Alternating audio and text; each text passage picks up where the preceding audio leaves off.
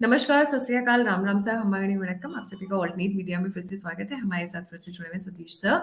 और मुद्दा है कि नए कानून आने वाले 1 जुलाई से। अभी तो 11 दिन बाकी हैं, पर स्यापा ऐसा फैला हुआ है विपक्ष में कि ऐसा लग रहा है कि बाढ़ आ जाएगी। दिल्ली में अभी मॉनसून पहुंचा नहीं है, पर बाढ़ आने के पूरे आसार नजर आ रहे हैं। इतना रोना धोना मचा चुका है। सर, ये कौन से ऐसे बदलाव हैं जिनको लेकर विपक्ष इतना ज्यादा डरा और सहमा हुआ है? सो मच सो कि मेरे चैनल पर मेजर जनरल राजीव जी आए थे, वो भी इस चीज को मेंशन कर रहे थे कि अभी से इनके कमेंट्स और स्टेटमेंट्स आने शुरू हो गए हैं, स्पेशली लेफ्टिस्ट के बहुत ज्यादा आ रहे हैं। जी सर। नहीं, देखिए, इसका एक तो अगर आप प्रथम दृष्टया बात करिए तो उसका कारण मैं उत्तर प्रदेश के संदर्भ में तो डंके की चोट पे कह सकता हूँ कि 90 से लेकर 2024 इसका एक आंकड़ा निकाल लिया जाए कि कितने विधायक, कितने सांसद और कितने मंत्री के उनका आपराधिक इतिहास रहा है। तो मेरे ख्याल से उत्तर प्रदेश में शीर्ष पे आएगी समाजवादी पार्टी, उसके बाद नंबर 2 पे आएगी बसपा, और फिर कांग्रेस या भाजपा आएगी। ये तीसरे नंबर पे रहेंगी। इन्होंने डोमिनेट किया इस राजनीति के अपराधीकरण को। कोई लंबी चौड़ी लिस्ट है उत्तर प्रदेश के अंदर। अब सोच लीजिए कि फूलन देवी ऐसी महिला 2 बार सांसद समाजवादी पार्टी के टिकट से।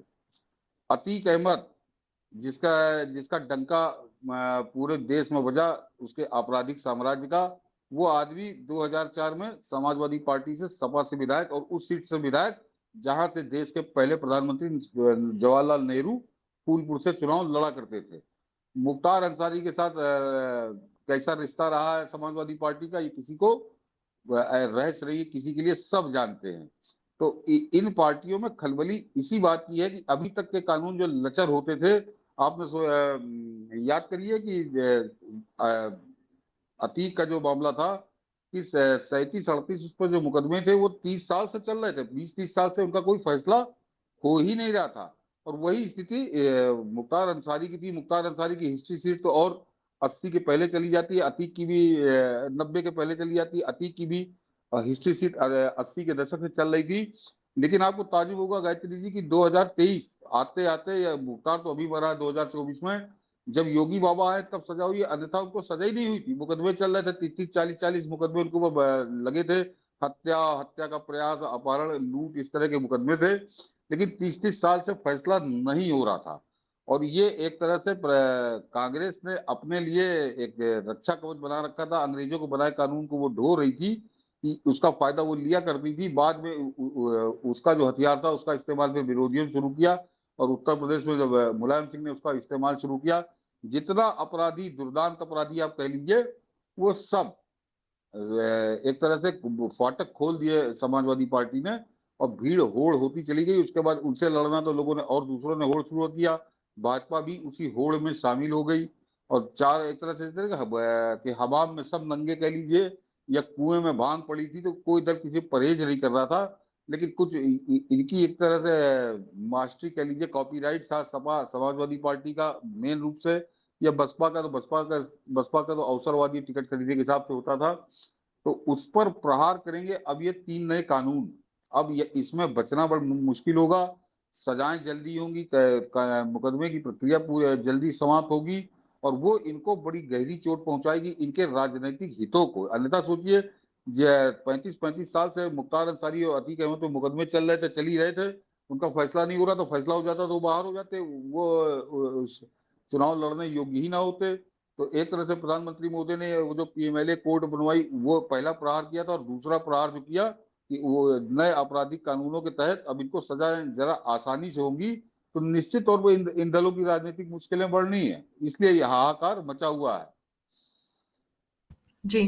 देखिए सर, ये सबसे पहले इंट्रोड्यूस तो खुद नेहरू ने किया था ना, क्योंकि आधे से ज्यादा गुंडों को तो टिकट्स नेहरू ने ही देनी शुरू की थी। आज के समय में जी, सबसे नहीं नहीं, ये ज्यादा गलत वायलेंट बात है। कम्युनिस्ट है। नहीं नहीं, नहीं नहीं, ये गलत बात है, ये गलत बात है। ऐसा नहीं है कि नेहरू ने आधे से ज्यादा गुंडों को टिकट देना शुरू किया था।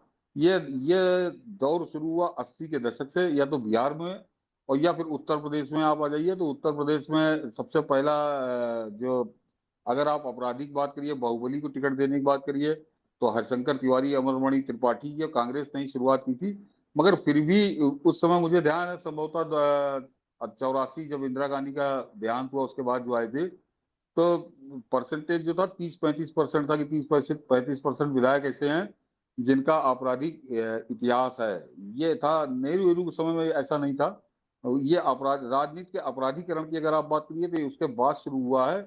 और कांग्रेस जननी इसकी कांग्रेस ही है। कांग्रेस ने इसको इस्तेमाल करना शुरू किया था अपने विरोधियों के खिलाफ, लेकिन उसका बाद में फिर मुलायम सिंह को लगा, समाजवादी पार्टी को, ये सबसे बढ़िया रास्ता। और एक तरह से हमने कहा ना, फाटक खोल दिए, कोई उस पर प्रतिबंध नहीं, किसी प्रकार का कोई मानदंड नहीं कि इसको देंगे या इसको नहीं देंगे, सब आए। आप डीपी यादव सबसे पहले मंत्री, डीपी यादव को अगर बनाया किसी ने, तो समाजवादी पार्टी ने, समाजवादी पार्टी की जो सरकार थी, तो टिकट दिल खोल कर देना और उसके बाद मंत्री बनाना। तो ये एक तरह से शुरुआत हो गई थी। ये जो बाढ़ आई, ये 90 के बाद आई। और लेकिन 90 से समझिए 2023 जब ये कानून पास हुए हैं, तो अब उस पर रोक लगेगी, ये उम्मीद है। और 1 जुलाई से क्योंकि वो लागू हो जाएंगे, तो इन लोगों के बहुत से हितों पर चोट पहुंचेगी, राजनीतिक हितों पे। जी सर, इस पे ऑलरेडी गलतफहमी करना शुरू कर दिया है, फेक नैरेटिव ऑलरेडी विपक्ष ने शुरू कर दिया है। उनका कहना है कि रीपैकेजिंग एग्जिस्टिंग ड्रैकोनियन प्रोविजंस। तो आज इसके रिस्पॉन्स में जो ये बहुत सारे जिनके ऊपर पॉक्सो के केस हैं, जिनको आप सनसनीखेज खुलासा कहते हैं, उनको जवाब देते हुए आज ministry of information and broadcasting ने काफी सारे पैम्फलेट जारी किए, जिसमें फिर उन्होंने करेक्टिव मेजर्स कि भाई हम क्या क्या चेंज कर रहे हैं, क्या क्या गलत फहमियां फैलाई जा रही हैं और हम क्या क्या चेंज कर रहे हैं। उस तरीके से उन्होंने इस चीज को काफी वायरल कराई है, इन पोस्ट्स को, जिससे लोगों को सही इन्फॉर्मेशन जा सके। नहीं नहीं, देखिए इस मामले में एक तो भाजपा कमजोर, और इकोसिस्टम उसका है ही नहीं है, बड़ा कमजोर आप कह सकती हैं। लेकिन ये मामला जनता के बीच ज्यादा प्रभावी नहीं होगा, क्योंकि इसके लिए जब समाजवादी पार्टी और कांग्रेस बात करेंगे, तो जनता भरपूर जानती है, बहुत अच्छे जानती है कि इनका क्या चरित्र रहा है, इनका क्या इतिहास रहा है। और ये कोई इन कानूनों का विरोध थोड़ी कर रहे हैं। ये जब कांग्रेस की सरकार ने टाडा लगाया था आतंकवादियों के खिलाफ, तो इन्होंने टाडा का विरोध किया। अटल जी की सरकार आई और टाटा का जैसे इनको मौका मिला, इन्होंने टाटा का एबॉलिश कर दिया। अटल जी की सरकार आई, उन्होंने जब पोटा लगाया, तो इन्होंने पोटा को एबॉलिश कर दिया। तो ये हर उस कानून पे जो अपराधियों आतंकवादियों को की नकेल कसने के लिए बनाए जाते हैं, तो इनका उसको ऐसे कानूनों को विरोध करने का इनका बड़ा लंबा इतिहास रहा है। तो ये अब ये जो बड़े कानून आ रहे हैं, क्रांतिकारी कानून परिवर्तन हुआ है आपराधिक कानूनों में, तो ये उसका भी विरोध कर रहे हैं। तो जनता इनका उस चरित्र से बहुत अच्छे से परिचित है। और मैं निश्चिंत हूँ कि ये जितना इस तरह के कानूनों का विरोध करेंगे, उतना ही ये अपने आप को बेनकाब करेंगे जनता के बीच में। क्योंकि इनका अतीत जो है, इनका जो इतिहास है, इनका जो चरित्र रहा है, राजनीतिक चरित्र पिछले 30-35 साल का, वो सब जानते हैं, वो सब जानते हैं। तो चाहे वो और कांग्रेस कोई दूध की धुली नहीं है। कांग्रेस इतनी बेशर्मी से इतना खुलकर नहीं करती थी। कांग्रेस राजनीति में अपराधियों का इस्तेमाल तो करती ही थी। आपको एक किस्सा बता दूं गायत्री जी, दंग रह जाएंगी कि 1964 या 65 में, जिस समय 65 की लड़ाई में जिस समय वार चल रही थी, एक नौजवान लड़का पकड़ा गया और उसके पास से 100 किलो गांजा पकड़ा गया। गांजा चरस वो बोरे में भर के कहीं ले जा रहा था। वो देश युद्ध में व्यस्त था, वो अपना स्मगलिंग में जुटा हुआ था, इसकी मादक पदार्थों की। 1964-65 में वो पकड़ा गया और उसके बाद वो फिर बंद हुआ, उसकी जमानत तो छूट छाट गया। फिर 1982 82 83 में सन भूल रहा हूँ, मगर ये 84 से पहले की घटना है। ये उत्तर प्रदेश के एक विधायक निवास में छापा मारा, एक आदमी पकड़ा गया। वो विधायक के आवास से अफीम नहीं, वो हीरोइन पकड़ी गई। और हीरोइन की गुणवत्ता जांचने वाली मशीन पकड़ी गई उस विधायक निवास से। उसका नाम था नाजिर अली, वो कांग्रेस का विधायक था। और वो था कौन? वो वही लड़का था जो 1965 में गांजा 100 किलो गांजे के साथ पकड़ा था, जिसको आर्मी ने। तो आप सोच लीजिए कि कांग्रेस तो इनका इस्तेमाल तब से कर रही है। वो विधायक था कांग्रेस का। और आपको ताजुब होगा, फिर वो जनता दल में, जब जनता दल बना तो वीपी सिंह के साथ भाग गया, लेकिन फिर वो लौट के कांग्रेस में आ गया। और जब वो मरा, वो नाजिर अली जब मरा, मेरे ख्याल से 89 या 91 में मरा हो, तो बाकायदे कांग्रेस कार्यालय में, जिला कार्यालय में उसके लिए श्रद्धांजलि सभा आयोजित करके उसको श्रद्धांजलि दी गई। तो वाह, ये तो क्या बात है। हाँ, तो मैं नाम बता रहा हूँ नाजिर अली, आप ढूंढिएगा गूगल में, आपको किस्सा मिल जाएगा। तो ये कांग्रेस ने शुरुआत तो ये कर दी थी, लेकिन कांग्रेस जरा पॉकेट के हिसाब से करती थी कि कहाँ करना है कहाँ नहीं करना है। वो कांग्रेस से लड़ने के लिए मुलायम सिंह ने फाटक खोल दिए। और एक किस्सा बड़ा मशहूर है राजनीति के अपराधीकरण का जब बात आती है, यहाँ इंडियन एक्सप्रेस में, मेरा नाम इस समय भूल रहा हूँ, तिवारी जी की फ्रंट पेज पर रिपोर्ट छपी थी कि जिस समय वीपी सिंह उत्तर प्रदेश के मुख्यमंत्री थे, उनके भाई की हत्या कर दी थी डकैतों ने। उसके बाद जो वो तिलमिलाए थे तो उन्होंने मुलायम सिंह यादव के एनकाउंटर का आदेश जारी कर दिया था। और मुलायम सिंह यादव को साइकिल से दिल्ली भागना पड़ा था, इटावा से दिल्ली साइकिल से भागे थे। वहां जाके चरण सिंह के बिल्कुल शरणागत हो गए थे कि बचाओ। तो वो एक बड़ी लंबी कहानी, बड़ा नाटक है वो। तो ये राजनीति के अपराधीकरण के किस्से बड़े पुराने हैं, लेकिन वो थोड़े सीमित थे और एक लोक लाज का डर हुआ करता था। लेकिन 90 के बाद मुलायम सिंह ने जब समाजवादी पार्टी उत्तर प्रदेश के संदर्भ में मैं कह सकता हूँ, या बिहार में लालू आए, तो खुलकर साहबुद्दीन, तस्लीमुद्दीन, आपने वहां के नाम सुनिए, एक से एक मतलब दुर्दांत हत्यारे, दुर्दांत अपराधी जिन्हें आप कह सकती हैं, वो लोग वहां पे सत्ता का मतलब सांसद बने, विधायक बने, मंत्री बने। तस्लीमुद्दीन तो मंत्री बना। तो यूपी और बिहार ने उसमें उस जो आग थी अपराधीकरण की, राजनीति के अपराधीकरण की, उसमें उन्होंने भर भर आग घी डाला और वो खूब दहकी, खूब भड़की। पिछले 10 साल से कम ये लग रहा था कि यहाँ कुछ कमी इसमें आई है। सर एक एक टॉपिक और है, आई एम श्योर आपने भी सुना होगा उसके बारे में। एक नया डेटा बिल आ रहा है, सॉरी एक नया डिजिटल इंडिया बिल आ रहा है, जिससे ये यूट्यूब पे जो नौटंकियां चल रही हैं आजकल, जो पॉक्सो वाले लोग घूम रहे हैं, या सनसनीखेज खुलासे वाले लोग घूम रहे हैं, उनको डीप फेक कंटेंट को काफी हद तक कंट्रोल कर लिया जाएगा। अभी से रोना धोना शुरू हो चुका है। एक बिल है जिसकी वजह से विपक्ष रो रहा है, और एक दूसरा बिल है जिसकी वजह से पूरा लेफ्टिस्ट कबाल सिस्टम रोने पे बैठ गया है। अभी से उन्होंने शुरू कर दिया है इसके अगेंस्ट में नैरेटिव बनाना। जी। नहीं, लेफ्टिस्ट कवाल आप जिसे करिए, उसका तो पूरा कारोबार ही झूठ पे चलता रहा, और घृणित झूठ पे चलता रहा, घिनौने झूठ पे। याद करिए कि जब जिस समय आजादी की लड़ाई लड़ी जा रही थी, उस समय ये लेफ्टिस्ट कवाल जिसे आप कह रहे हैं, इसकी किताब आती है गणशक्ति साहब, हाँ गणशक्ति सब नाम था उसका, मैं भूल रहा हूँ, हाँ गणशक्ति नाम है। उसमें इन्होंने नेताजी सुभाष चंद्र बोस को, उस समय के जो जापान के जनरल था, तो जो उसका कुत्ता बना के बाकायदे इन्होंने अपने फ्रंट पेज पे छापा था, और उसका टाइटल ही रखा था स्टोरी का, तोजो का कुत्ता। तो हाँ। हाँ हाँ, ये अब तोजो का कुत्ता आप कवर पे आपको मिल जाएगा गूगल पे, वो कवर पेज आज भी उपलब्ध है। तो ये इन्होंने इस तरह के झूठ तो ये तब से बोलते चले आ रहे, तो पूरा इनका झूठ का कारोबार था।